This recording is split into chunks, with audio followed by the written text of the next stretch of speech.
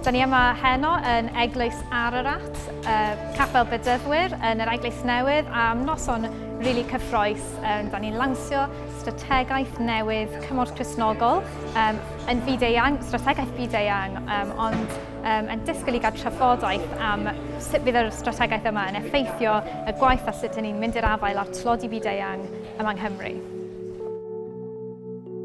Mae hwn yn achlysur hynod o arbennig. Chi'n gallu gweld bod mor excited yn ei weld chi heno. Ond mae'n achlysur arbennig i ni fod yma o dan un tro gyda'n gilydd. Ar y raglen heno mae cwpl o siaradwyr cyffrous, Dr Rowan Williams, sef cadeirydd bwrdd ymddiriedolwyr cymorth Cristnogol, Amanda Mukwashi, sef prif weithredwr y mudiad yn Fyd-eang, a Eluned Morgan, gweinidog y Llywodraeth Cymru a materion ryngwladol. Mae'n ganologol i weld cymaint o bobl yma o bob ran o Gymru a'r Deyrnas Unedig, a pobl sy'n cymryd camau cadarnhaol tuag at wneud ein byd ni yn lle bod gwell trwy gweithredu yn Fyd-eang i atal tlodi. Wel, oedd hi noson arbennig a beth glywon ni heno oedd Cymorth Cristnogol yn siarad am ei strategaeth newydd nhw, ac wrth gwrs i ni yn Llywodraeth Cymru yn datblygu strategaeth newydd rhyngwladol. A beth sy'n bwysig nawr yw bod ni'n gweld lle mae yna gyfle i ni gydweithredu, achos mae lot o'r amcanion yn mynd i'r un cyfeiriad. Of course, we want a world where everybody is acknowledged as being born equal before God, is equal before God, is treated with dignity. We want that restoration. We want a new relationship with creation. Not just a new relationship with the planet, but a new relationship with each other.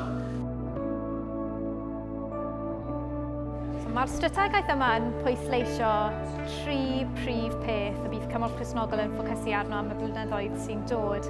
Y cyntaf yw sut ydyn ni'n mynd i'r afael ar tlodi eithafol, sut ydyn ni'n mynd ati i wneud hynna'n gwirionedd. Yr ail yw sut ydyn ni'n ymateb i y problem o grym a sut ydyn ni'n mynd ati i nerthu y tlawd i gael yr afael ar yr adnoddau sydd yn berchen arnyn nhw.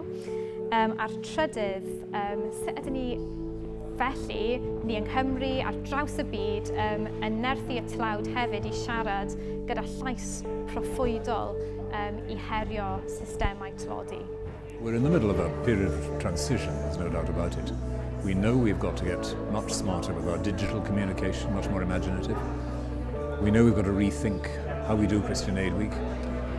We know that we've got to create better, more equal partnerships with people we work with elsewhere in the world.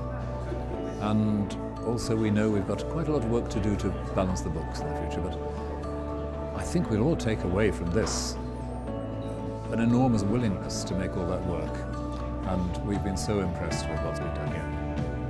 So ni wedi cael noson mor cyffrous, y lle yn llawn cynrychiolaeth ar draws mudiadau, ar draws enwadau eglwysi gwahanol, unigolion, gwirfoddolwyr, pawb sydd yma yn cefnogi y gwaith o herio tlodi. Da ni wedi cael ein ysbrydoli gan negeseuon rili heriol, gan Rowan, gan Amanda, gan Eluned, a actually just lot o waith feddwl gyda ni i wneud sut bydden ni nawr yn mynd ati i gweld y strategaeth yma yn dod i fyw.